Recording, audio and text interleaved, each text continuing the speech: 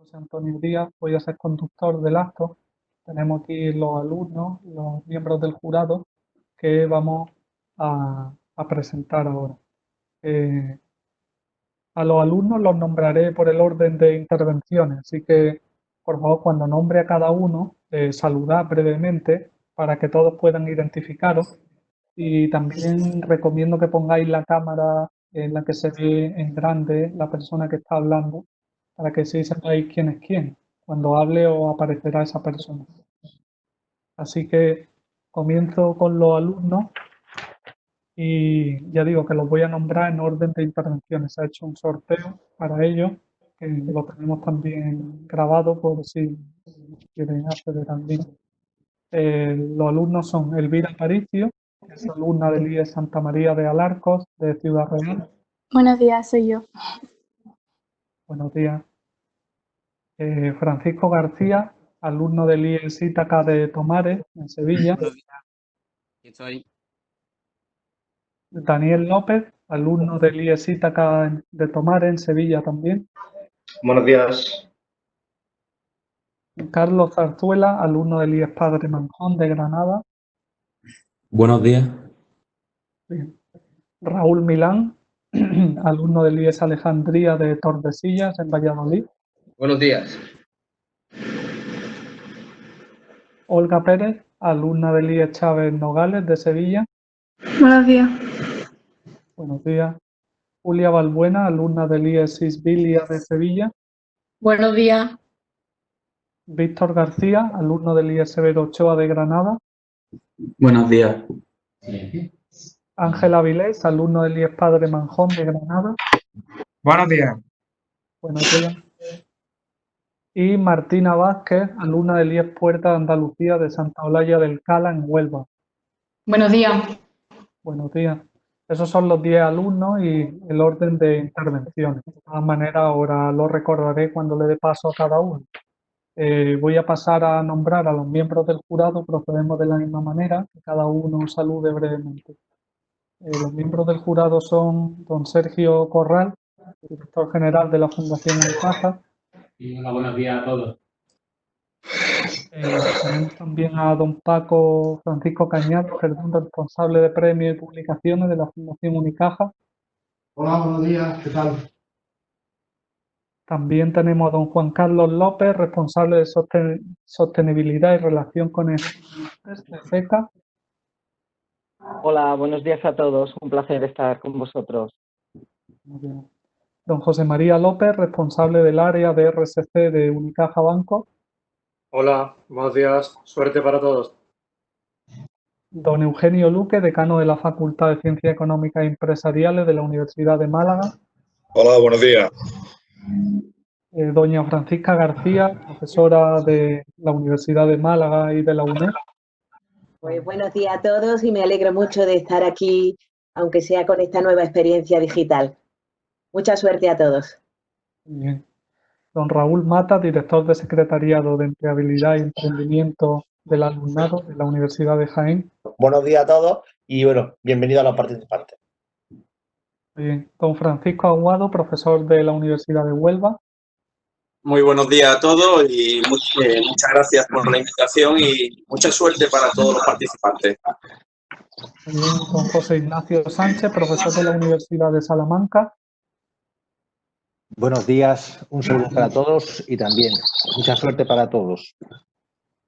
Don Javier Fernández, coordinador del equipo de trabajo del proyecto Duquine en Castilla y León. Javier me dice que no tiene audio, pero está presente, por lo que lo podemos ver aquí. Don Luis Sánchez, asesor técnico docente de la Dirección Provincial de Educación en Salamanca de la Junta de Castilla y León. Hola, buenos días. Un placer estar con vosotros y mucha suerte a los participantes. Bien, y por último, doña María del Mar Fuentes, directora de emprendimiento de la Universidad de Granada. Hola, buenos días y suerte a todos. Muy bien. Bueno, pues una vez hechas las presentaciones, pasamos directamente a las exposiciones de los alumnos. Recordad, como se os ha dicho, que la exposición tiene una duración de 5 minutos. Los miembros del jurado, por favor, que estén atentos al nombre del alumno para tomar las notas que consideren oportunas.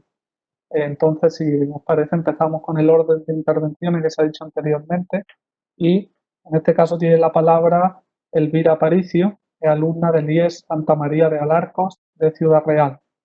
Buenos días, soy Elvira Aparicio Blanco del Instituto Santa María de Alarcos de Ciudad Real y a continuación voy a realizar la exposición de mi proyecto. En este proyecto se me plantea realizar una inversión durante 3 años de un montante de 25.000 euros, de los que tengo que obtener la máxima rentabilidad para ayudar a Víctor, nuestro protagonista, a lograr su objetivo, que es adquirir una vivienda en propiedad. Para la toma de mis decisiones de inversión he tenido en cuenta en todo momento tanto la información que se me da sobre la economía en general como las circunstancias personales de Víctor. Mi intención durante todo el proyecto es mantener una postura arriesgada de inversión para alcanzar la máxima rentabilidad, que al fin y al cabo es mi objetivo. Siguiendo esta idea, parto del año cero invirtiendo el máximo permitido en productos arriesgados, es decir, en fondos de inversión y en renta variable, comprando acciones en Metalinor, Oxo y Asurex. Por otro lado, realizo una inversión menor en productos más conservadores, es decir, de menor riesgo, aunque vaya a tener una menor rentabilidad. Es el caso de las letras del Tesoro y bonos del Estado y de una imposición a plazo fijo de 1 año. Es decir, me comprometo a mantener una cantidad de dinero durante 1 año en una entidad financiera a cambio de que ese banco me devuelva la cantidad con unos intereses cuando pase ese tiempo. Así me aseguro un mínimo de rentabilidad. El resto de años sigo apostando por la renta variable porque es lo que me está ofreciendo unos mayores beneficios, pero siempre teniendo en cuenta la información que se me da.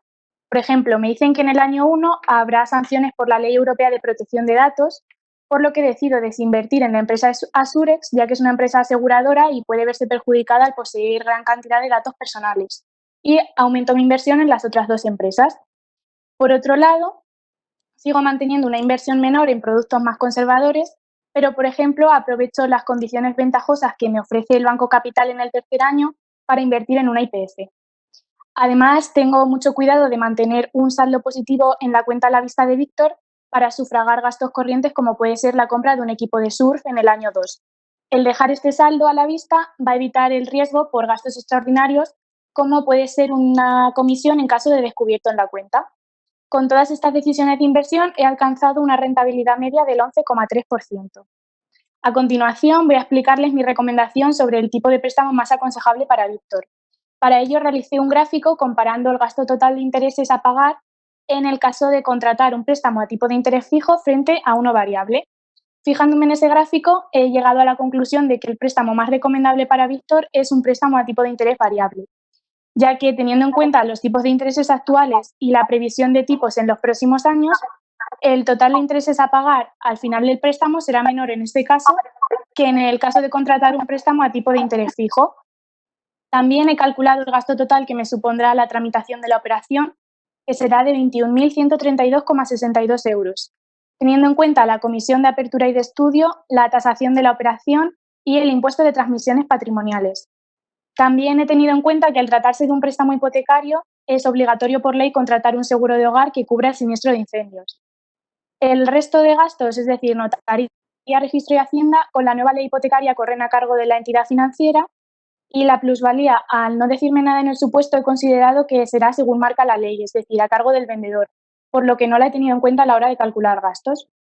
Y por último, voy a argumentar mi consideración sobre la conveniencia de comprar o alquilar en este caso. Teniendo en cuenta la edad de Víctor, que como recordarán es de 25 años, creo que lo más aconsejable para él es el alquiler. Además de los beneficios fiscales que supone el alquiler tanto para él como para el casero, si decide comprar la vivienda tendrá que hacer frente a unos gastos muy elevados de inicio y se verá anclado a esa residencia durante mucho tiempo. Además, dada la movilidad geográfica que nos piden en cualquier trabajo hoy en día, creo que es muy favorable para él no tener esa carga personal. Por tanto, mi recomendación sería el alquiler con opción a compra. De esta manera se puede estipular en contrato que pasados unos años, que pueden ser 5 o 10 años, el inquilino decide si quiere comprar la vivienda o no. Así, Víctor tiene un margen de años para analizar si su situación laboral y personal ha cambiado y si le sigue interesando comprar la vivienda. Y esto ha sido todo. Les agradezco mucho su atención. Muy bien, muchas gracias, Elvira. Pasamos al siguiente alumno. En este caso, el turno de Francisco García, alumno del IES Ítaca de Tomares en Sevilla. Buenos días. ¿Dice ya? Sí. Vale. Buenos días, soy Francisco García del Instituto IES Ítaca y voy a empezar a describir mis inversiones. Para empezar, la imposición a plazo fijo, yo he decidido no invertir en ella, ya que me parece que la rentabilidad es bastante baja y también que la fiscalidad es entre un 19 y un 23%. Esto hace que no sea el producto más adecuado para Bitsoer. Respecto a los bonos del Estado y letras del Tesoro, yo decidí invertir en ellos solamente para plazos de 1 y 2 años, ya que para sacarle unos pequeños intereses y reinvertir el capital en fondos de inversión y renta variable, ya que tienen un límite de ingreso por cada año. Pienso que los bonos de inversión los bonos de Estado es una buena forma de invertir, pero solo en época de inflación, ya que la inflación perjudica mucho a este tipo de bonos. Y también hay que tener muy en cuenta que la prima de riesgo no sea muy alta, ya que nos puede llevar a rentabilidades negativas. Respecto a la renta variable, yo he decidido invertir de acuerdo con la información económica que nos proporciona el juego. El primer año no invertí nada, ya que se atravesaba una situación de inestabilidad en Oriente Medio y también que las cifras de paro en España habían sido más altas de lo esperado. El segundo año invertí en Oso, una empresa tecnológica, ya que pienso que el sector tecnológico está en auge y estas empresas suelen dar bastante rentabilidad. Además, también invertí en Metalinor, una empresa de acero inoxidable, ya que se había descubierto un gran yacimiento de petróleo y esto abarataría sus costes y la empresa sería más rentable. El tercer año también invertí en Metalinor, ya que se había atravesado una situación de bonanza económica en España y que el sector de la construcción se había disparado, por lo cual la demanda de este tipo de productos como el acero también sería mucho mayor y por lo tanto los ingresos de la empresa también. También invertí en Assurex, una empresa aseguradora, ya que al verse afectado a la bonanza económica de España y a la explosión de la construcción, también sería mucho más demandado sus servicios. En el caso de los fondos de inversión, es a lo que yo le he dedicado un mayor capital. Bitsoer tenía para elegir 3 tipos de fondos: el conservador, el equilibrado y el arriesgado. Yo le he dedicado un mayor capital al arriesgado, ya que pienso que necesitaba conseguir la mayor rentabilidad y tenía que asumir un poco más de riesgo. Pero también he diversificado los fondos y también he invertido en el conservador y el equilibrado para rebajar un poco el riesgo. Pienso que los fondos de inversión es una buena forma de invertir, ya que están gestionados por profesionales y dan una buena rentabilidad. Ahora voy a explicar mi hipoteca. Yo he elegido el préstamo B, que es un plazo fijo. Para calcular los impuestos y lo que debo de pagar, primero he restado los 28.300 euros que conseguí con la inversión a los 200.000 euros, que es el precio de la vivienda, con lo que me da un total de 171.700 euros. Además de esto, hay que añadirle unos 17.700 euros, en los que 16.000 son impuestos, que es un 8% de 100.000, más los gastos de notaría, gestoría y registro. Además, hay que añadirle la comisión de 1.200 euros, por lo que Bitsoer ha tenido que pedir un préstamo de 189.000 euros y pagar al mes unos 833. Y por último, la pregunta de si es mejor el arrendamiento o una hipoteca, yo pienso que es mejor una hipoteca, ya que el arrendamiento, como el alquiler o incluso el leasing, las cuotas son bastante más altas y, por ejemplo, si Bitsoer quisiese renovar el contrato o ejercer la opción a compra, los costes serían mucho mayores. Además, si quisiese renovar el contrato, pues tiene el riesgo de que el arrendador cambie las condiciones y sea mucho más caro para Bitsoer. Muchas gracias, Francisco. Continuamos. En este caso, el turno de Daniel López, alumno también del IES Ítaca de Tomares en Sevilla. Hola, Daniel, buenos días. Buenos días. Pues bueno, en primer lugar, me gustaría agradecer a Unicaja por darme la oportunidad de estar aquí, ¿no? Y también agradecer especialmente a la labor que ha realizado nuestro profesor de Economía, José Luis, con todo esto. Y bueno, en el caso práctico de esta edición, se me planteaba que Víctor quería hipotecar un inmueble valorado en 200.000 euros y, bueno, disponía de 25.000 euros de ahorro. Yo, como asesor financiero de Víctor, gestioné sus ahorros según su perfil de riesgo durante los 3 años para intentar que pueda aportar más ahorro a la hora de contratar hipoteca. Bueno, Víctor tiene un perfil de riesgo entre moderado y agresivo para asumir pérdidas, está concienciado de ello. Tiene un fondo de emergencia y lo que está invirtiendo son puramente ahorros. Hice una asignación de activos para la cartera de Víctor en función de esto. Mi estrategia ha sido principalmente comprar todo lo que pudiera en el primer año, diversificando entre fondos de renta fija y variable y compra acciones de las 3 empresas disponibles. Todo con la perspectiva de medio plazo de 3 años. Y además reinvirtiendo los dividendos y cualquier tipo de ingreso en el fondo de renta variable y la compra acción. Bueno, en el primer año yo decidí invertir 10.000 euros en el fondo conservador, seguido de 6.000 en el mixto y 3.000 en el arriesgado. Además, compré 2.000 euros de acciones en Metalinor, que es una empresa metalúrgica muy bien establecida dentro de su sector. Compré también acciones de Assured, que es una empresa aseguradora bastante bien establecida. Y finalmente 1.000 euros en Oxo, que es una empresa emergente dentro del sector tecnológico, que pese a su gran volatilidad, yo personalmente creo que es bueno tener un mínimo de exposición a empresas emergentes y especialmente en el sector tecnológico, ya que este sector sigue estando en auge. Con todo esto me quedé con 1.500 euros en la cuenta bancaria que decidí depositar a plazo fijo a 1 año. Personalmente no me interesé por las letras, ya que, a ver, da muy poca rentabilidad, mayores comisiones y una mayor riesgo. Este año, en la información económica se nos comenta una situación de inestabilidad que afecta a los precios del crudo. Esto repercute negativamente en los fondos y también se nos comenta que las cotizaciones del mercado bursátil de la industria aseguradora parecen haber tomado una fuerte tendencia alcista. Bueno, en el segundo año, disponiendo del dinero que deposita a plazo fijo, los dividendos obtenidos por la inversión de renta variable y un premio de 10.000 euros que Víctor ganó, pues decidí invertir parte en Oxo y la otra en el fondo de inversión arriesgado. En la información económica se nos comenta que el sector tecnológico está en el punto de mira por la Ley Europea de Protección de Datos para sancionar las malas prácticas, ¿no? Y bueno, esto personalmente no me ha repercutido a la hora de invertir en Oxo, ya que es una empresa en información y que probablemente pues, no tenga tanta carga jurídica. Y bueno, en el tercer año, con la pequeña suma de dinero que disponía gracias a los dividendos, decidí reinvertir en Oxo y ya esperar a que terminara este último año. Bueno, en información económica se nos comenta que las catástrofes naturales de este próximo año podrían causar a las aseguradoras a sufrir pérdidas históricas. Respecto a esto, yo considero personalmente que debería haber liquidado aquí mis acciones de Asurex, ya que era una empresa, era una causa de fuerza mayor, ¿no? Y aparte de esto, se nos comenta que una empresa del sector tecnológico había lanzado un nuevo procesador cuántico, una gran innovación que iba a favorecer seguramente bastante a Oxo. Terminados los 3 años, Víctor obtuvo una rentabilidad total durante estos 3 ciclos del 9,57%, sin liquidar nada. Solo liquidó la imposición a plazo fijo. Le comenté a Víctor que siguiera invirtiendo por su cuenta con sus ahorros, con una visión largoplacista.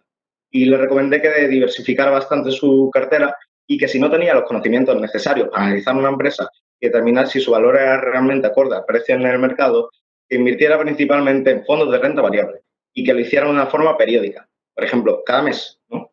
Y así el factor emocional no le afectará a la hora de invertir y evitará comprar grandes cantidades a precios altos. Y bueno, a la hora de comprar la casa con el tema de hipoteca y demás, Víctor eligió la hipoteca tipo B. Lo veía bastante adecuado porque tenía una tasa de interés fija bastante competitiva, del 2,5%. Los gastos de impuestos que pagaremos sobre la compra del inmueble, notaría, registro, gestoría de impuestos, pues según Idealista serán unos 13.714 euros, sumando a los 1.294 euros de comisión. Si a todo esto además le sumamos los intereses que Víctor tendrá que solventar por la hipoteca en los próximos 25 años, al finalizar la solvencia de todas las cuotas se nos quedará un coste total de 79.000 euros 452. Y bueno, Víctor finalmente se decidió por la contratación de una hipoteca por su situación de estabilidad, ya que la hipoteca pues, nos permite pagar cuotas mensuales sustancialmente menores a las de un alquiler. Y que además, al ser de nuestra propiedad, podemos alquilarla por nuestra cuenta y hacer de nuestro inmueble una fuente de ingresos. Para amortizar mes a mes, según La Vanguardia, la mayoría de expertos coinciden que el porcentaje ideal y relativamente cómodo debería oscilar entre el 30%, con su efecto el 35% de los ingresos máximos. El arrendamiento inmobiliario, sin embargo, es completamente recomendable para una persona que tenga poca estabilidad económica y no disponga de un trabajo fijo. Esto ha sido todo. Muchas gracias por su atención. Oye, muchas gracias, Daniel. Pasamos el turno del siguiente alumno. En este caso es Carlos Zarzuela, alumno del IES Padre Manjón de Granada. Cuando quieras, Carlos. Buenos días, soy Carlos Zarzuela, alumno del IES Padre Manjón de Granada. Lo primero, quiero agradecer a este jurado el haberme seleccionado como finalista. A continuación, voy a exponer el contenido de mi informe. En cuanto a la elección de productos financieros, en el primer año, debido al auge en el sector siderúrgico español y la sanción a ciertas empresas tecnológicas, decidí invertir en Metalinor. En cambio, no invertí en la tecnológica Oxxo, ya que sus costes subieron por la sanción. Obtuvo menos beneficios y no pudo destinar mucho dinero a su accionista. Por ello, preferí invertir en letras del Tesoro, bonos del Estado y fondos de inversión. En el segundo año, la empresa Quantum lanzó al mercado un producto innovador, que supuso un incremento de oferta en empresas tecnológicas. Por ello, decidí invertir en fondos de inversión y, sobre todo, acciones de las empresas Metalinor, Asurex y Oxxo. En el tercer año, el BCE rebajó los tipos de interés para detener la deflación, aplicando una política monetaria expansiva. Otro mecanismo de esta política son las reservas mínimas, que consiste en reducir el coeficiente de caja. Cuanto menor sea este coeficiente, mayor será la cantidad de dinero en circulación. Aprovechando que los ciudadanos piden más préstamos, podría subir un poco el interés que ofrecen los bancos por sus depósitos, pero esta subida no sería mucha y de darse solo en imposiciones a largo plazo, es decir, con poca liquidez para compensar ese aumento de rentabilidad. Por ello, descarté la renta fija y opté por la renta variable. Respecto al segundo ejercicio, los gastos e impuestos que lleva aparejada la compraventa e hipoteca de una vivienda son los siguientes: gastos de notaría, comisión de la inmobiliaria, gastos de la inscripción registral del inmueble, pago del IVA o del impuesto sobre transmisiones patrimoniales, que en Andalucía, lugar donde se va a realizar la transacción, el tipo impositivo es del 8%. También gastos de tasación de la vivienda, impuesto de actos jurídicos documentados de la compraventa, que en este caso se está exento del pago porque es la vivienda de segunda mano, y gestoría privada, que no es obligatorio. Además, existen otros gastos como seguro obligatorio contra incendios y comisión de apertura. Como pueden ver en mi informe, he elaborado una tabla resumen donde detallo los gastos derivados de esta transacción, ascendiendo a 23.500 € aproximadamente. Desde la entrada en vigor de la Ley de Crédito Inmobiliario en 2019, las entidades bancarias asumen los gastos hipotecarios de AJD, gestoría, registro de la propiedad y notaría. Y por último, en relación al tercer ejercicio, opino que la compra de una casa es la mejor elección a largo plazo y el alquiler lo es a corto y medio. No obstante, tenemos que analizar las ventajas e inconvenientes de ambos. Las ventajas de la compra de una vivienda son que las hipotecas resultan atractivas debido a los bajos tipos de interés. Posibilidad de revalorización. Los cambios y mejoras son al gusto del propietario y una vez pagada se deja de tener el gasto fijo mensual. Inconvenientes de la compra. Hay que tener una suma importante de dinero, ya que los bancos solo conceden el 80% del valor de la vivienda. Una vez pagada, pues en caso de impago se puede llegar a perder la vivienda y conlleva importantes desembolsos como el pago del IBI y el pago del IBI y los gastos de comunidad de propietarios. Por el contrario, las ventajas del alquiler son flexibilidad para cambiar de piso, posibilidad económica de vivir en la zona deseada, beneficios fiscales mediante la deducción en el IRPF y estabilidad del precio del alquiler durante el contrato. Por el contrario, los inconvenientes del alquiler son que tiene una duración determinada, que no se pueden hacer reformas sin el consentimiento del propietario y que la vivienda nunca será del arrendatario a no ser que se trate de un alquiler con opción a compra. En cuanto al tipo de interés para la hipoteca, elegí el tipo fijo al 2,5% por los siguientes motivos. La comisión de apertura es la mitad que la que corresponde al tipo variable, lo que supone un ahorro inicial. Las cuotas son siempre fijas, de este modo podemos hacer una previsión de nuestros gastos. Menor tiempo de amortización que el variable, 25 años frente a 30. Y hay menos riesgo, ya que si sube el Euribor con el tipo fijo estaríamos totalmente protegidos. Para concluir, en España siempre ha habido una cultura de propiedad pero esto ha ido cambiando en los últimos años debido a las circunstancias económicas y laborales. Aunque los alquileres parecen ser una buena opción, seguimos prefiriendo vivir en propiedad. Según la previsión de crecimiento de la economía española y el aumento de la construcción de obra nueva, puede ser un buen momento para comprar. Actualmente hay más variedad y los compradores pueden elegir la vivienda que más se ajusta a sus necesidades. Además, los precios de alquileres han experimentado un incremento importante, lo cual conlleva que muchas personas consideren la compra frente al alquiler. Y con esto finalizo mi exposición. Muchas gracias. Bien, gracias, Carlos. A continuación, el turno de Raúl Milán, que es alumno del IES Alejandría de Tordesillas, en Valladolid. Raúl, cuando quieras. Vale, muchas gracias. Buenos días, soy Raúl Milán Villalón y vengo en representación del IES Alejandría de Tordesillas, Valladolid. En primer lugar, agradecer a los organizadores de la Olimpiada Financiera por dar la oportunidad a los más jóvenes a entrarnos en el interesante mundo de la finanza. Les pondré brevemente el caso. Víctor, experto en bolsas y mercados, nos plantea el reto de obtener la máxima rentabilidad de sus 25.000 euros, con el objetivo de comprar una vivienda. Asimismo, nos invita a analizar los distintos gastos que plantea esta operación.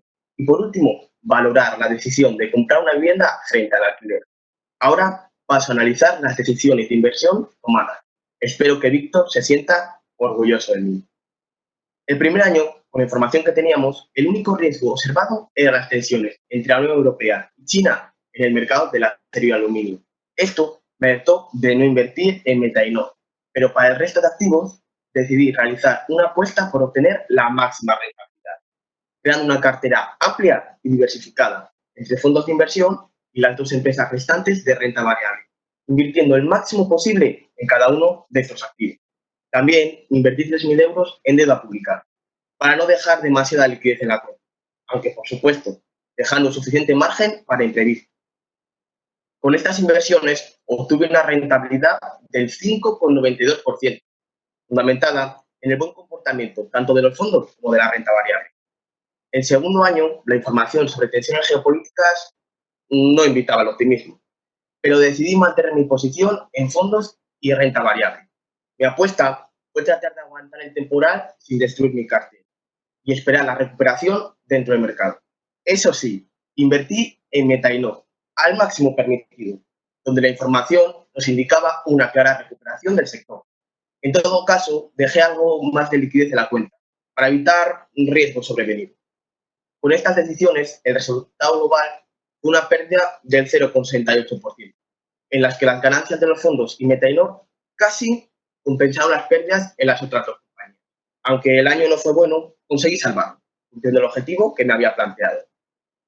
El tercer año, toda la información indicaba que podría ser un buen año para renta variable, con dinero saliendo de los depósitos y previsiblemente entrando en los mercados. También la información sobre nuevos yacimientos de petróleo nos hacía prever menores costes para las empresas. Con esta información decidí dar un paso adelante y redoblar mi apuesta por los valores con mayor potencial de rentabilidad. Vendí el fondo conservador y lo reinvertí en los fondos arriesgados y equilibrados. Además, compré nuevas acciones de Assurance y Oxo al nivel máximo permitido. Con estas inversiones obtuve una rentabilidad del 5,17%, con un excelente comportamiento de todos mis activos.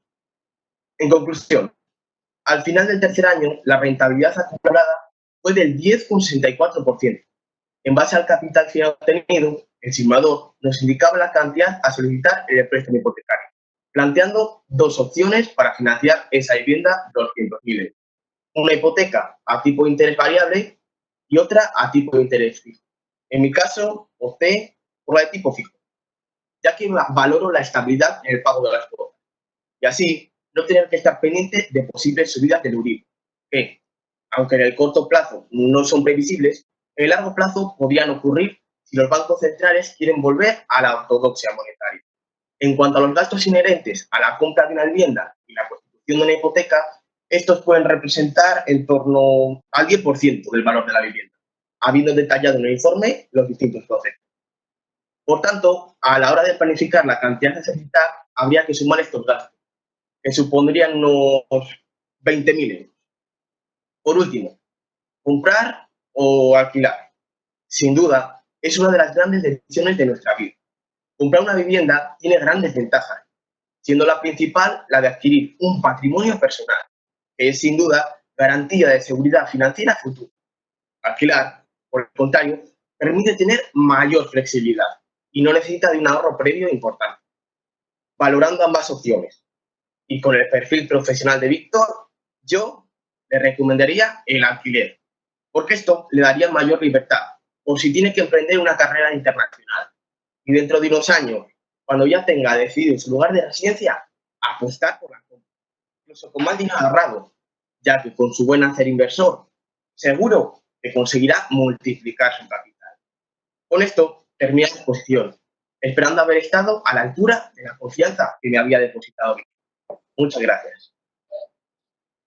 Muchas gracias, Raúl. Y al turno de Olga Pérez, alumna de Elías Chávez Nogales de Sevilla. El número de trabajo es el 47. Cuando quiera, Olga. ¿Se me escucha bien? Sí. Vale. Buenos días. Soy Olga Pérez del Instituto Chávez Nogales de Sevilla y voy a presentar mi informe final. Voy a justificar y razonar mis decisiones tomadas respecto a las inversiones y al préstamo en la actividad y voy a finalizar con una conclusión personal. Bueno, en la actividad propuesta nos presentan a Víctor, un hombre que tiene 25.000 euros, que quiere invertir en diferentes activos financieros, tanto de renta fija como de renta variable, en un plazo de 3 años, para comprarse la casa de sus sueños que cuesta 200.000 euros. Y como no, necesita nuestra ayuda. Víctor tiene dos objetivos muy claros, que son maximizar la rentabilidad a un riesgo razonable. Para lograr estos dos objetivos me he basado en el principio de la diversificación. He considerado que no era conveniente invertir todo el dinero de Víctor en un mismo activo financiero. Quiero dejar claro que la base de mis decisiones han sido los fondos de inversión, en los que he invertido el máximo permitido. Estos fondos estaban en sí diversificados, tanto en conservador como en equilibrado y arriesgado, por lo que podríamos decir que estaban incluso diversificando la diversificación.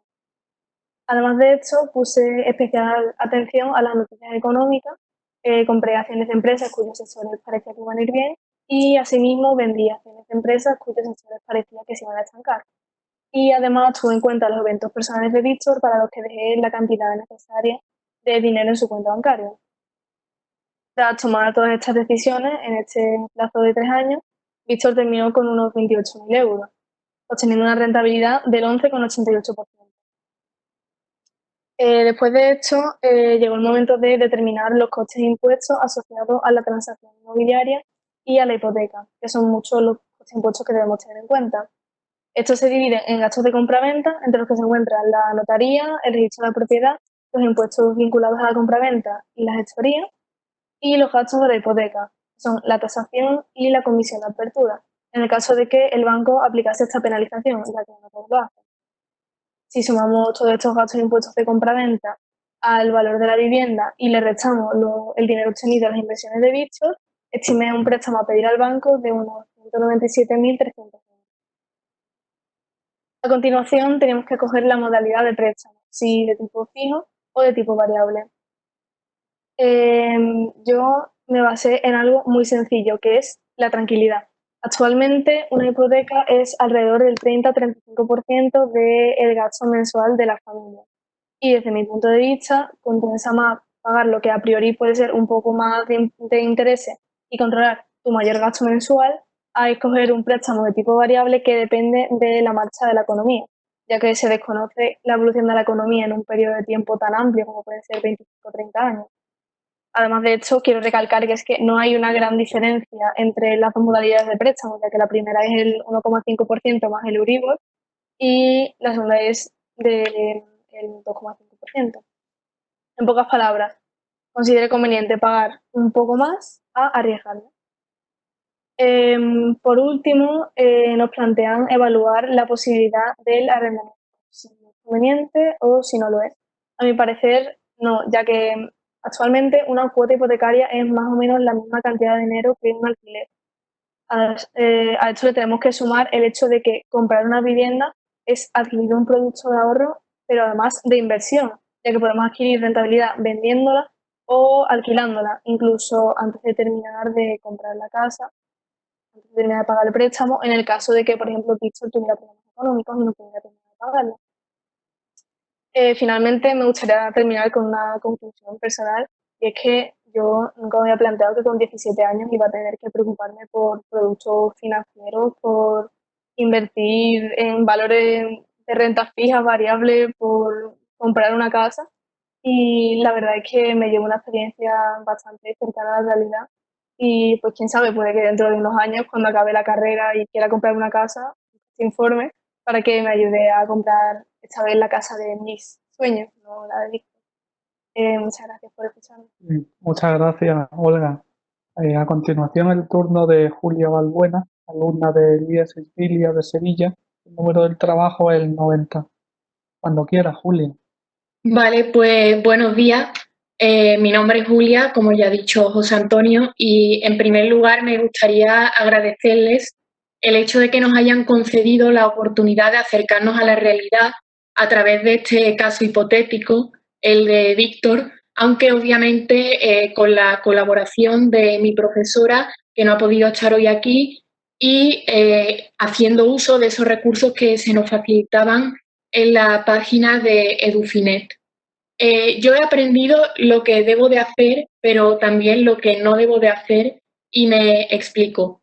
En total obtuve una rentabilidad que era del 9,36%, pero sinceramente para mí aquí lo importante no era la cantidad de dinero que obtenía, sino localizar esos errores que cometí para cuando me tenga que enfrentar a este caso en la vida real, no cometerlos.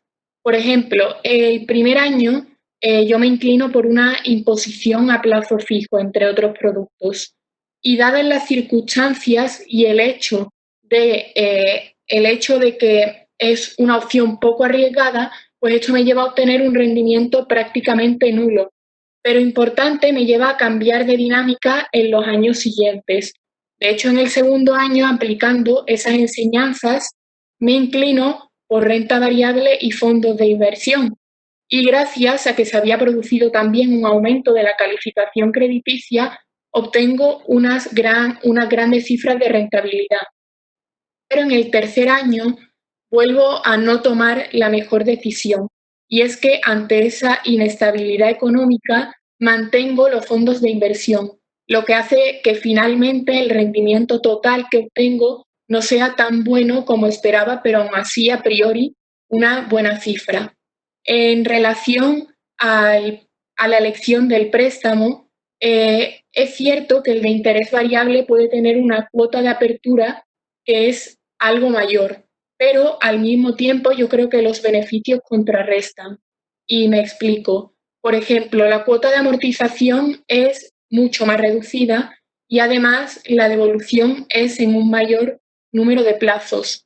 Pero, y por último, quiero decir, para mí, lo más importante, el Euribor está actualmente en negativo y, de hecho, no sé si se verá, pero las autoridades monetarias prevén que se mantenga así durante una larga temporada.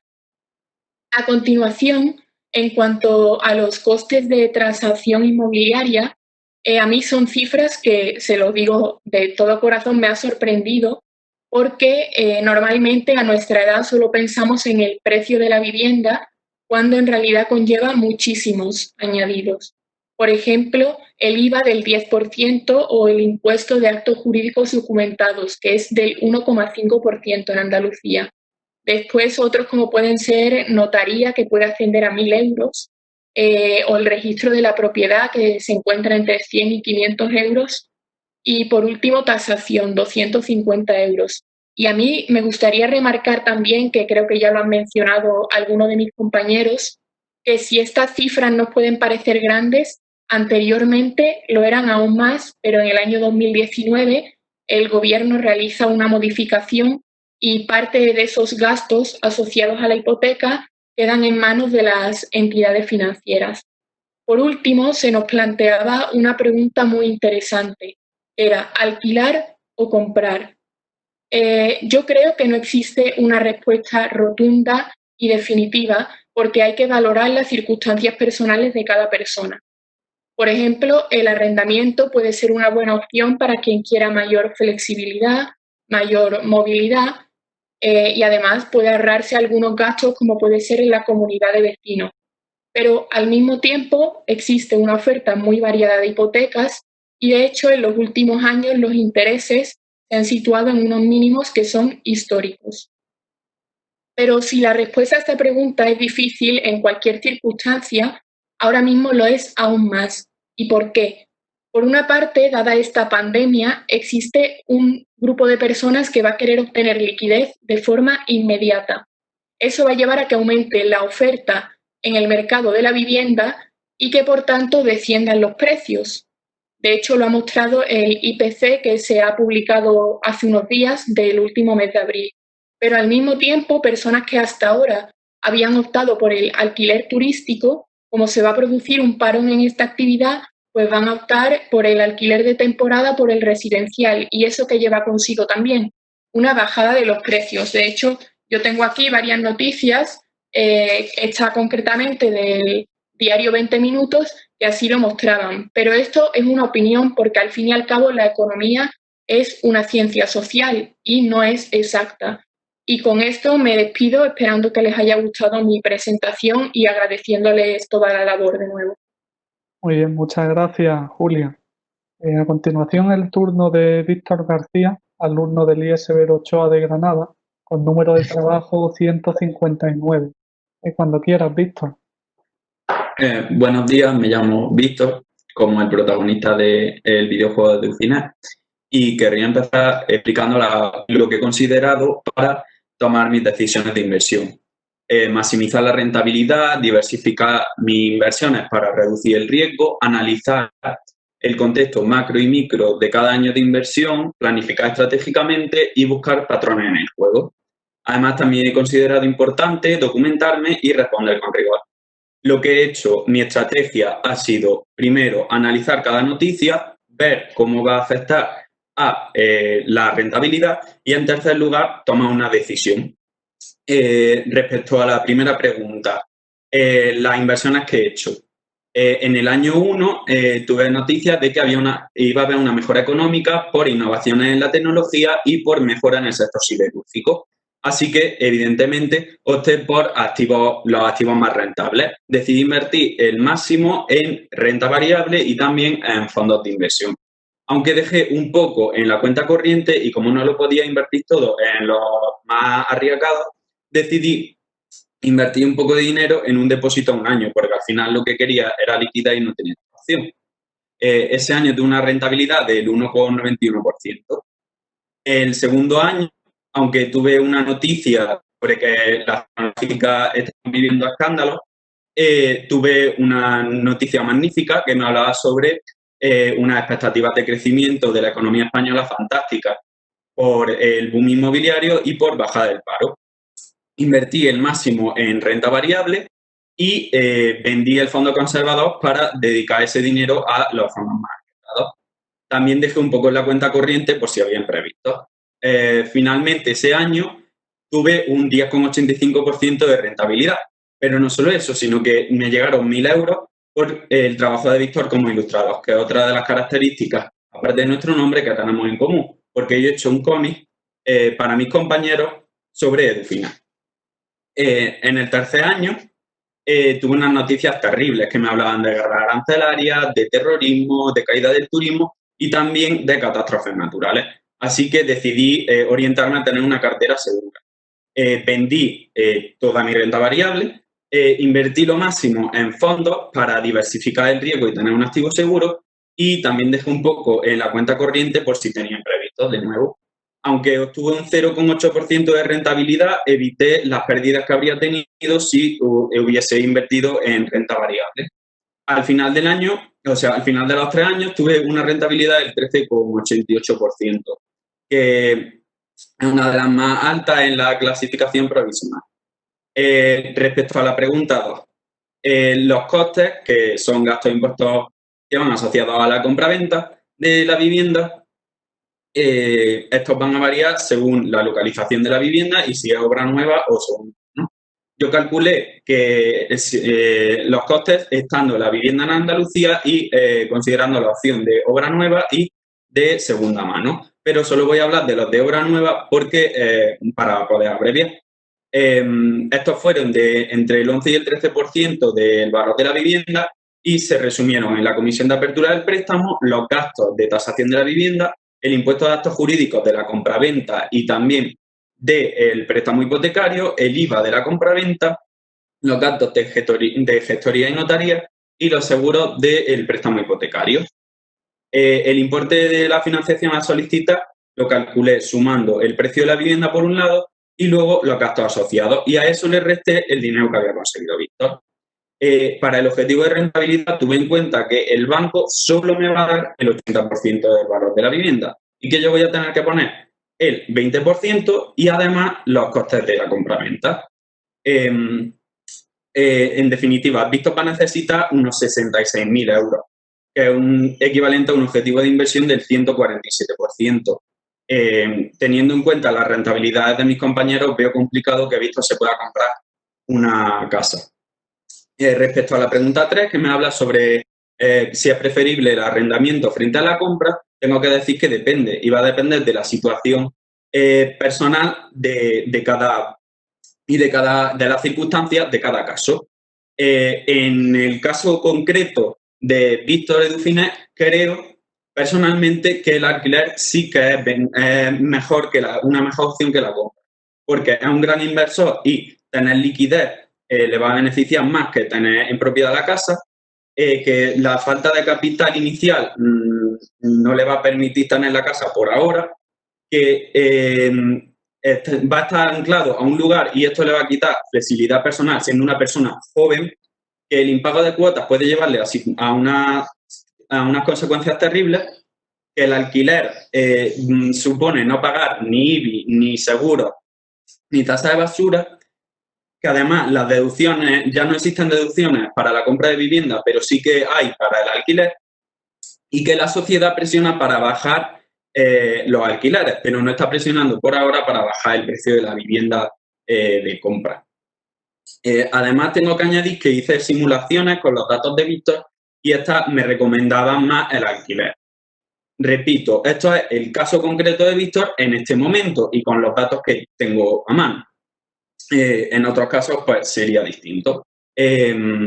Con esto acabo mi informe y me gustaría agradecerle a Edufina y a Unicaja la organización de este evento y a mi profesorado del IES Severo Ochoa, a mis compañeros y Bea y Marina, que se han quedado a un paso de la final, y a mi familia el haber llegado aquí. Muchas gracias. Muy bien, gracias, Víctor. Pasamos con el siguiente alumno, en este caso es Ángel Avilés, del IES Padre Manjón de Granada, con número de trabajo 138. Así que cuando quiera, Ángel. Buenos días, soy Ángel Avilés, alumno del Instituto Padre Manjón de Granada, y en primer lugar me gustaría agradecer a la Fundación Bancaria Unicaja por haberme seleccionado como finalista de la 11ª Olimpiada Financiera. Voy a dividir mi discurso en 3 bloques conforme a las 3 preguntas de mi informe. Para empezar, voy a defender mis inversiones. Durante toda la partida seguí una estrategia de invertir principalmente en bolsa, ya que era el producto que daba más rentabilidad, y en fondos de inversión, ya que diversifican y disminuyen el riesgo. Intenté no invertir en deuda pública ni en imposiciones a plazo fijo, ya que dan unos intereses muy bajos por debajo de la inflación. Y esto tiene un elevado coste de oportunidad, ya que aparte de que perdamos poder adquisitivo, son muy poco líquidos. El primer año, debido a la mala situación bélica de Oriente Medio, me hice invertir principalmente en fondos, ya que diversificaban el riesgo. El segundo año me animé a invertir en bolsa, ya que se había estabilizado la economía mundial, y esto haría que previsiblemente aumentase la cotización de las empresas en el mundo bursátil. Y efectivamente lo hicieron y obtuve una gran rentabilidad este año. Y el tercer año hubo una noticia muy interesante sobre la compañía de petróleo Casofa, que descubrió el mayor yacimiento de gas licuado de los últimos 50 años. Y esto haría que aumentase la oferta de esta materia prima energética y, por consiguiente, bajarían los precios de las materias primas, por lo que las empresas demandantes de este producto reducirían costes, aumentarían beneficios y aumentaría su cotización en bolsa y los dividendos activos para los accionistas. También seguí invirtiendo en fondos. Resumiendo, la apuesta más rentable ha sido la inversión bursátil, destacando el hecho de que obtuvo una rentabilidad media durante los 2 primeros años de un 70%, junto a mi estrategia de diversificación en bolsa. Y nunca abandoné la prudencia de dejar cierta cantidad de dinero en la cuenta de ahorros de Víctor por sus posibles eventos personales. Ahora voy a explicar los gastos e impuestos asociados a la constitución de la hipoteca y a la compra de un inmueble. El precio de tasación de la vivienda, que está en torno a 250 a 300 euros. El impuesto de transmisiones patrimoniales de un 8% sobre el precio de tasación. El de actos jurídicos documentados de un 1,5% sobre la responsabilidad hipotecaria. Los gastos de la gestoría contratadas por el banco serían de 350 euros para la hipoteca y 350 euros para la compraventa. Los gastos notariales, que serían de unos 950 euros para la hipoteca y 600 euros para la compraventa.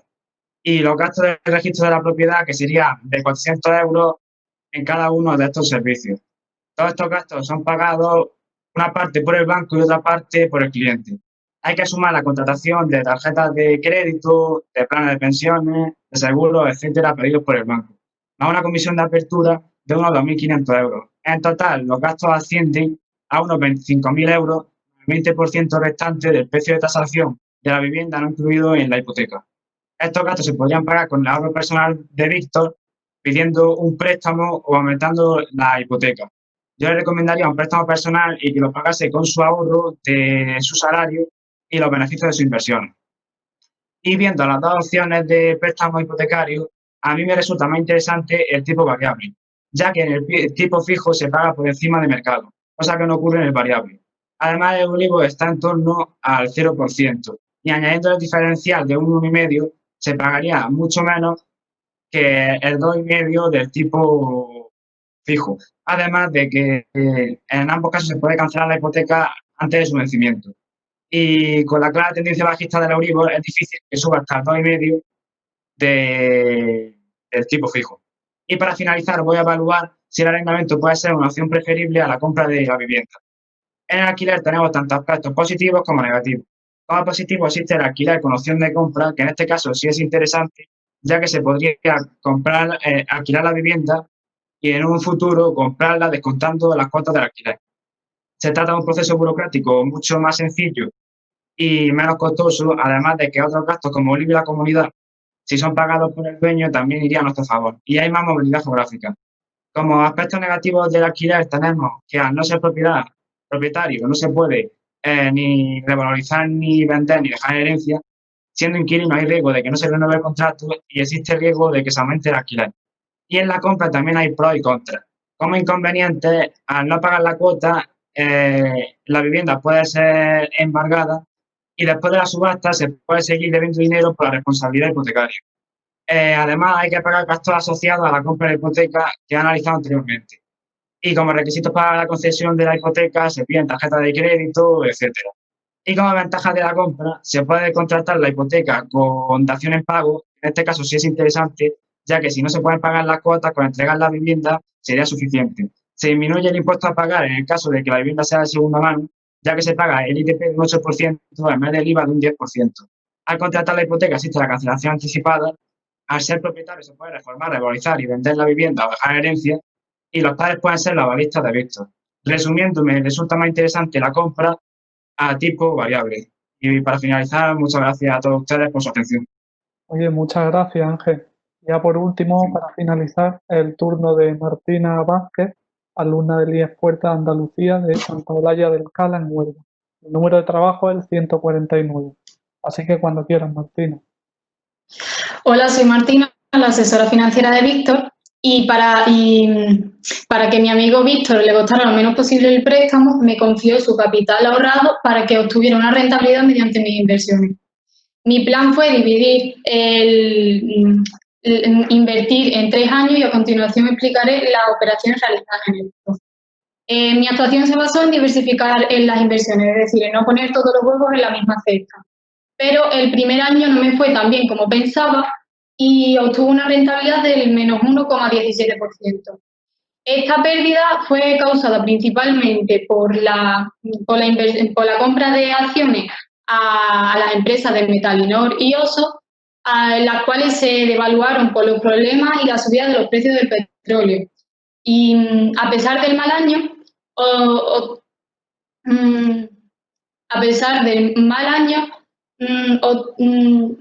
pasé a realizar los depósitos de fondos de inversión repartidos en diversas operaciones de riesgo y los depósitos a plazo fijo a 2 y 3 años. Por otra parte, también invertí en letras y bonos del Tesoro 1.000 euros, pero no obtuve una alta rentabilidad y ya que era un valor de poco riesgo. Aparte, también cabe resaltar que Víctor tuvo un gasto en su cuenta bancaria de 500 euros de los 7.000 que quiso dejar para imprevistos. El segundo año me fue muy bien y obtuve una rentabilidad del 11,04%, ya que fue mi mejor año. Y esta buena rentabilidad fue mayoritariamente por la compra a las 3 empresas que cotizaban en bolsa, haciéndome obtener una rentabilidad del 204,43%. También invertí para esta ganancia en el depósito de fondos de inversión, haciéndome obtener una rentabilidad del 12,88%. Sin embargo, los distintos tipos de depósitos a plazos fijos no me resultaron rentables por la confirmación del rating hecho de Goody Goody, haciéndome obtener una rentabilidad negativa, pero no, gracias a los otros resultados ya explicados anteriormente, no fue tan. Y también, como el otro año, tuve en la cuenta bancaria 3.887,92 euros, de los que se le sumó 1.000 euros por trabajar como socorrista. En el tercer año también me fue muy bueno, con una rentabilidad del 7,05%, que por la compra de acciones con valor de 1.000 euros en Metalinor y 1.500 en Gasurex, con la rentabilidad del 49,52%, gracias a la construcción de viviendas, que se aumentó y por lo tanto también se incrementó lo que es el incremento de la contratación de seguros. Y también, por otra parte, invertí también en los depósitos de fondos de inversión por 1.000 euros, que obtuvo una rentabilidad del 12,01%. También no quise invertir en letras y bonos del Tesoro, ya que no me resultaron rentables en los otros años, al igual que los depósitos a plazo fijo, y lo único que hice fue limitarme a recoger el capital obtenido en los otros años al terminar el plazo de inversión. También, como los otros años, quiso dejar en su cuenta bancaria un dinero de los que también retiró 500 euros para cosas personales. Definitivamente, Víctor pudo reducir su importe del préstamo, pero tuvo que volver a consultarme para si lo quería de interés fijo o de interés variable. Para elegir el préstamo, me basé con el capital obtenido de 170.807,63 euros, el préstamo hipotecario tipo B. Este era de 25 años con un interés fijo del 2,5%. Y claro, era más estable porque no estaba sujeto al tipo del Euribor, porque ahora podía estar bajo, pero en un futuro, depende de la situación, puede cambiar. Y por lo tanto, aunque le costase un poco más pagar las cuotas de amortización de 772,02 euros, él se lo podía permitir y por lo tanto terminaría de pagar el préstamo antes. Dicho interés es nominal, ya que no se reflejaba todos los gastos y comisiones, como por ejemplo los 1.200,06 que estaban detallados en las condiciones del mismo. También hay 3 tipos de comisiones: la comisión de apertura, la comisión de estudio y la comisión de amortización anticipada, que sí que vienen definidos en la tasa anual equivalente. Y aparte también hay gastos en la transacción hipotecaria, como la tasación del bien, los gastos del notario, etc. Por otra parte, también, tal como le dije a Víctor, le quise en España, se solía preferir comprar una vivienda antes que alquilarla, en cambio en otros países sería al contrario. Y esto tiene algunas ventajas y desventajas, porque algunas ventajas de comprar una vivienda sería que tú la puedes alquilar y puedes obtener un beneficio, también decorarla a tu gusto. Pero algunas desventajas es que si te despiden en el trabajo, no puedes pagar esas hipotecas y por lo tanto te desacreditan. Pero también al alquilar una vivienda puedes cambiarte cuando quieras, pero alguna de las desventajas es que te pueden eliminar el contrato y tenerte que ir de esa vivienda. Y para finalizar, le doy muchas gracias a esto por saber en sí lo que es la realidad de comprar una vivienda y pensar con cabeza lo que tengo que hacer. Muchas gracias. Muy bien, muchas gracias. Pues se han finalizado las exposiciones y vamos a pasar a la votación del jurado, por lo que se van a pasar los alumnos y profesores en una sala de espera dentro de Webex y una vez que finalice la votación se os volverá a readmitir en la reunión general. Así que por favor permaneced a la espera, no salgáis del programa. La votación del jurado tomará previsiblemente unos 35 minutos. Así que nada, muchas gracias por vuestras intervenciones y procedemos a pasar a la sala de espera. Bueno, muy bien, pues seguimos con el acto y antes de pasar a la determinación de los ganadores de la 11ª Olimpiada Financiera, vamos a dar paso a un breve turno de palabras de intervenciones por los miembros del jurado, que estará compuesto este turno de palabras en primer lugar por don José Manuel Domínguez, que es director del proyecto Dufinet y que por lo tanto tiene la palabra. Dando las gracias a todas las personas que han participado en esta 11ª edición de la Olimpiada Financiera de Dufinet y a todas las personas que lo han hecho posible, que hemos tenido que desarrollar por causas forzadas en este entorno online. Es verdad que en nuestro propio proyecto, en el sufijo Edufinet, está la palabra net, está un proyecto que surgió en el entorno de Internet, pero nos gusta compatibilizar el canal digital con la presencia. Creemos que eso es mucho más ventajoso y permite una interacción que hoy hubiese sido especialmente valioso. Pero, en cualquier caso, lo hemos podido desarrollar. Hay que dar las gracias, aunque hacerlo en ese entorno tiene una serie de ventajas e inconvenientes. Yo mismo me he visto afectado por algunas dificultades técnicas. Entonces, quiero dar las gracias, por supuesto, a todos los alumnos que han participado, más de 2.000 personas, desde el inicio de este proceso, a todos los que han ido pasando las sucesivas fases, igualmente a todos los centros y a los profesores de los que están adscritos, todos los alumnos participantes, miembros del equipo de trabajo de Dufinet y, por supuesto, a los integrantes del jurado, que han tenido hoy, yo creo que, un intenso trabajo y de extrema dificultad ante el gran nivel de todos los finalistas. Y, por supuesto, quiero también explícitamente dar las gracias a las 3 entidades que respaldan nuestro proyecto y que han hecho posible que se lleve a cabo, como son FUNCAS, la Fundación Bancaria Unicaja y Unicaja Banco. Yo, como responsable del proyecto de Dufinet, me siento especialmente satisfecho por la consolidación de este proyecto, que seguimos llamando proyecto porque no lo queremos dar como algo definitivo, sino que tenemos que estar adaptándonos y aprendiendo día a día para poder cumplir nuestro papel de colaborar en la difusión de la cultura financiera entre los ciudadanos y, en particular, dentro del segmento del colectivo de los jóvenes. Nosotros comenzamos ya nuestra andadura hace justamente 15 años. En el verano de 2005 hemos tenido un largo recorrido. Seguimos siendo un proyecto colaborativo y de carácter estrictamente altruista por parte de todas las personas que participamos en este proyecto. Uno de nuestros ejes, como decía, es la educación financiera para los jóvenes, sobre todo en el ámbito de la educación secundaria, y la Olimpiada Financiera se ha concebido siempre como un complemento de las jornadas presenciales de educación financiera que, por circunstancias bien conocidas, tuvimos que suspender a comienzos del pasado mes de marzo. El objetivo de la Olimpiada es estimular a los alumnos para que tengan una mayor implicación en el proceso de aprendizaje financiero y que puedan poner en práctica los conocimientos que han adquirido. Yo creo que el objetivo y el enfoque de nuestra Olimpiada guarda una gran similitud con el enfoque del proyecto PISA de la OCDE. No se trata de repetir y de memorizar mecánicamente una serie de conceptos, sino que un joven, en este caso, pueda desarrollar una serie de competencias que le permitan desenvolverse en entornos diferentes, muchos de ellos desconocidos, para que aprendan a evaluar las decisiones que tienen que adoptar con sus pros y sus inconvenientes en cada caso y tomar una decisión de manera responsable. Yo discrepo de lo que ha dicho algunas de las participantes en el sentido de que en un futuro pueda utilizar estos informes. Yo creo que los informes que han hecho, los análisis que han hecho todos los participantes, al menos este final, son de una gran utilidad en el momento actual y hay que reconocer el gran nivel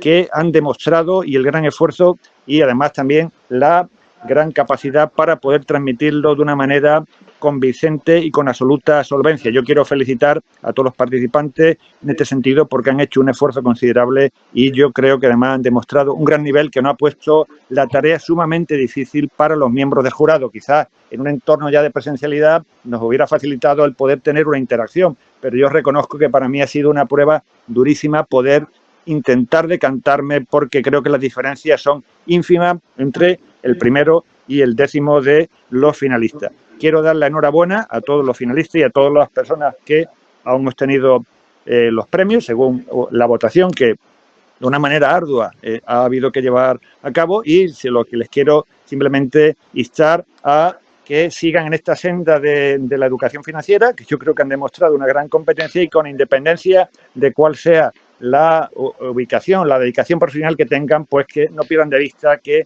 la competencia financiera va a ser una competencia fundamental a lo largo de toda su vida, como está reconocido desde la propia OCDE. De manera que muchas gracias y reitero mi agradecimiento a todas las personas que han hecho posible este evento, y a los finalistas, de todos los profesores, y también yo creo que a su familia. Muchas gracias. Muchas gracias, don José Manuel. A continuación tiene la palabra don Francisco Cañada, responsable de premios y publicaciones de la Fundación Unicaja. Bien, buenas tardes. Bueno, voy a intervenir porque el director general de la Fundación ha tenido que ausentarse. Estos días es un poquito complejo por la situación que estamos viviendo, y me ha pedido que en su nombre pues os agradezca el esfuerzo que habéis hecho todos los otros. Realmente, antes de que se conozca el resultado del premio, nosotros desde la Fundación queremos daros una efusiva felicitación, porque nada más el hecho de haber estado entre estos 10 primeros, 10 seleccionados, ya es una victoria. Y realmente nos habéis puesto muy difícil al jurado.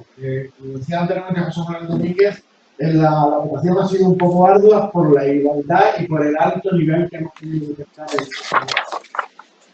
os damos las gracias por haber participado en esta 10ª Olimpiada. Vamos a estudiar la historia del proyecto de UCINES, que este año cumple su 15º aniversario con una salud envidiable, y que sigue avanzando pues, con la misma vicisitud, los mismos objetivos que se plantearon en un principio, que nosotros que hay de hacer extensivo el conocimiento de la educación financiera y de las prácticas bancarias. Nosotros desde la Fundación tenemos varios pilares: el pilar de la cultura, el de la asistencia social y el de la educación, que es uno de los principales. No solamente en este proyecto, de nuestro proyecto de UCINES, sino en otros muchos que desarrollamos a lo largo y ancho del año, como centros propios, como colegios y actividades encaminadas tanto a la infancia como a la educación primaria y secundaria. Es realmente importante tener una sólida base de educación financiera. Estos días estamos viendo cómo los acontecimientos sociales, la pandemia que estamos sufriendo, está afectando a nuestras vidas. Una de las participantes ha recogido anteriormente de que la economía es una ciencia social. Realmente es así, porque afecta a nuestro día a día, a nuestra forma de vivir, nuestra forma de pensar y nuestra forma de actuar. Yo creo que es una buena base disponer de estos conocimientos financieros, para llegar a tener en el futuro una sociedad avanzada, progresista y, por supuesto, que pueda satisfacer todas las necesidades que están tanto presentes como futuras del mundo. Muchas gracias y enhorabuena. Bien, muchas gracias. Ya por último, en este turno de intervenciones tiene la palabra don Juan Carlos López, responsable de sostenibilidad y relación con stakeholders de CECA. Buenos días. Bueno, en primer lugar, muchísimas gracias a Unicaja, tanto a la Fundación como a Unicaja Banco, por habernos invitado a poder formar parte del jurado y sobre todo a conocer el gran talento que hay en España entre gente tan joven. Muy agradecido en nombre de la institución que represento y agradecérselo a don Sergio Corral y a don José Manuel Domínguez. Daros la enhorabuena a todos, no me voy a repetir, es un excelente trabajo el que habéis hecho, y también a vuestros profesores. Me consta que detrás de esos 2.000 alumnos que habéis formado parte de esta 11ª Olimpiada financiera, han estado apoyándoos. Como instituciones que represento de CECA y FUNCAS, quiero deciros que nosotros representamos a los bancos provenientes de las cajas de ahorros y seguimos manteniendo viva la obra social y potenciando la educación financiera. Desde el año 2008, CECA y FUNCAS están adheridas al Plan de Educación Financiera, al Plan Nacional de Educación Financiera, que saben, los impulsores son Banco de España y la Comisión Nacional del Mercado de Valores. En este plan, además, estamos sometidos a un código de buenas prácticas al que no solo estamos adheridos nosotros, sino todas las instituciones que forman parte de CECA. Y aquí está incluida la Fundación Unicaja y Unicaja Banco. Nosotros hace aproximadamente 4 años pensamos que teníamos que darle un impulso aún mayor a la educación financiera. Igual que desde el año 2005 el proyecto de Ufinet dio un gran impulso, nosotros desde CECA también más o menos por esas fechas, pero notábamos hace unos 3 años que teníamos que potenciarlo y creamos un programa que era el programa Funcas Educa. Este programa consistía en dotar de unos fondos económicos. El primer año fueron 3 millones de euros, el segundo año han sido 4,5 millones para potenciar las actividades y acciones o iniciativas ya existentes por parte de las entidades, como potenciar otras nuevas. Queremos dar ese empujón que hacía falta. Vimos que había una necesidad, pero al mismo tiempo una oportunidad para todos.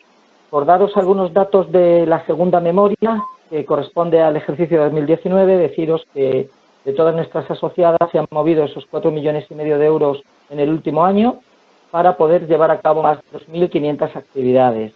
Y hemos podido llegar, y eso es gracias a todos los asociados, a más de 25 millones de beneficiarios. El ámbito digital ha tenido mucho que ver con estos datos. Deciros, hablabais de la importancia de la digitalización, en este caso de los datos reportados por las entidades. El 50% de la inversión se ha destinado al ámbito digital, estando más del 90% de los programas o de los beneficiarios en estos canales.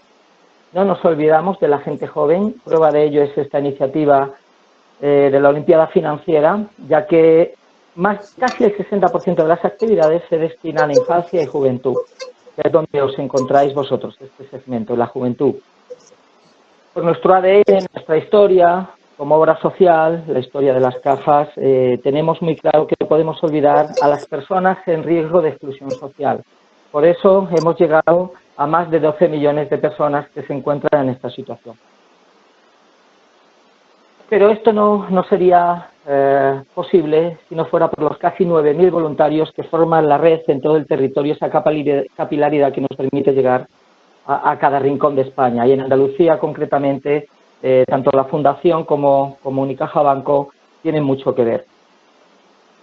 No quiero pasar por alto que la educación financiera también debemos entenderla como una gran impulsora de los objetivos de desarrollo sostenible. En este sentido, creo que potenciamos alguno de ellos, ¿no? Como es el desafío de intentar reducir la pobreza, tener, como es el ODS 4, una educación de calidad, o el ODS 5, que consigamos de una vez por todas que haya igualdad de género.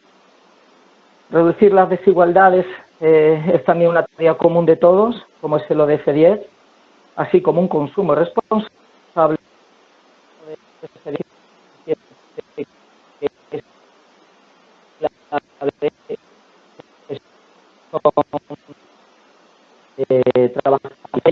tenemos compromisos claros. Este año, Funcas, lo voy a nombrar, pero por poner en valor no a nosotros, sino que hay detrás. Recibimos yo creo que es ahora mismo el mayor premio que hay en educación financiera en España, es el que otorga el Banco de España y la CNMV, es el premio Finanzas para Todos.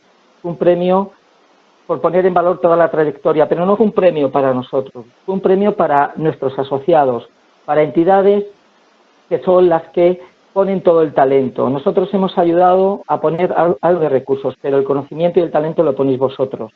Y ahí está el Grupo Unicaja, Unicaja Banco, Fundación Unicaja detrás de este éxito. Pero quería ponerlo en valor porque son casi 40 colaboradores que optaban este premio a nivel nacional y fue un reconocimiento a todas las entidades. Ayer pensando que decir unas palabras, digo, ¿cómo definiría el proyecto de Ufinet? Yo, porque claro, en una palabra, y lo que me di cuenta, que no puedes definir en una palabra el proyecto de Ufinet. Son muchas las palabras las que engloban el proyecto de Ufinet.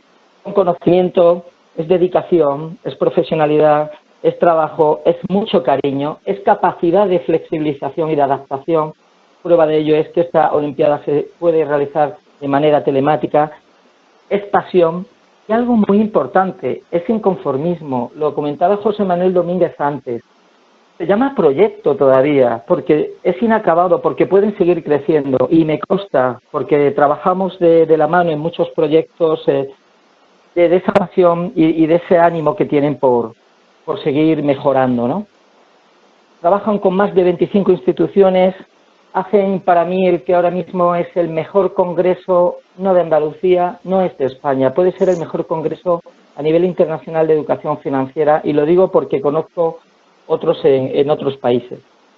Tienen un programa ahora fantástico, no se olvidan de los más mayores, que es Bancas y Finanzas para Todos, que es para mayores de 55 años, donde han adaptado los recursos al ámbito digital para estas personas.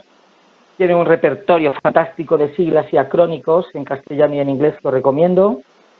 Y dan por la transformación digital, el blockchain, están también entre sus programas. Tienen un reciente acuerdo con CIFAL, está impulsado por la ONU, al igual que los ODS, y yo creo que esto hay que tenerlo pues muy en cuenta. Ya para despedirme, daros las gracias a todos los alumnos, a los profesores, pediros que seáis inconformistas, como lo es Unicaja, en el sentido de que queréis conocer más, hablar con ellos, pedidnos, para que podamos levantar entre todos pues este país, que es el futuro, un futuro que es muy presente. Os voy a contar una anécdota. Ahora que estoy trabajando en mi casa, pasaba uno de mis hijos, y saliéndome un poco del guión, pero quiero que veáis la cercanía y la importancia de lo que es la educación financiera. Uno de mis hijos de 10 años me decía, a ver, y se ha metido y le he dejado escuchar a un par de ponentes, y su respuesta ha sido, ¡hala! ¡Qué pasada! ¿Cómo hablan? Solo quería poneroslo en valor. Así que nada más, dar las gracias a Unicaja Banco, a la Fundación Unicaja, a Sergio del Corral, a José Manuel Domínguez, a todo el equipo de personas y sobre todo a los alumnos y a profesores que hacen posible este tipo de iniciativas. Bueno, muy bien, muchas gracias Juan Carlos por tus palabras, y sin más dilación vamos a pasar a comunicar los alumnos que han resultado en tercer, segundo y primer puesto en esta 11ª Olimpiada Financiera. En tercer puesto ha quedado el alumno Víctor García del IES Severo Ochoa de Granada. Enhorabuena, Víctor. No sé si quieres decir algo. En segundo puesto ha quedado la alumna Julia Balbuena del IES Isbilia de Sevilla. Enhorabuena también, Julia. Muchísimas gracias a vosotros, de verdad, por impulsar este proyecto. De verdad. Muchas gracias. Y por último, en primer puesto ha quedado el alumno Raúl Milán del IES Alejandría de Tordesillas, en Valladolid. Enhorabuena. Muchísimas gracias, de verdad, a vosotros por organizar y dar la oportunidad a los jóvenes de adentrarnos pues, en el mundo de las finanzas. Muy bien, bueno, pues muchas gracias a todos, y por último, el jurado quiere destacar y reconocer la gran calidad de los trabajos, así como de las intervenciones de todos los alumnos, por lo que va a conceder un accesi con premio a todos los alumnos clasificados desde la 4ª a la 10ª posición. Así que ya por último, pues nada más, daros las gracias por vuestra participación, y esperamos pues volver a contar con vosotros en próximos cursos académicos. Pues tenemos la captura de pantalla, la foto de familia que vendría a ser en un acto presencial hecha, y esto es todo. Muchas gracias al jurado, a los alumnos por su buen hacer, y ahora pediría por favor a los miembros del jurado, profesores y personal de Dauphiné que vayan abandonando la sala, por favor, para poder tomar captura de pantalla de los alumnos para la nota de prensa. Muchas gracias. Muchas gracias. Gracias. Hasta luego. Hasta luego, adiós. Gracias, hasta luego. Hasta luego, un saludo.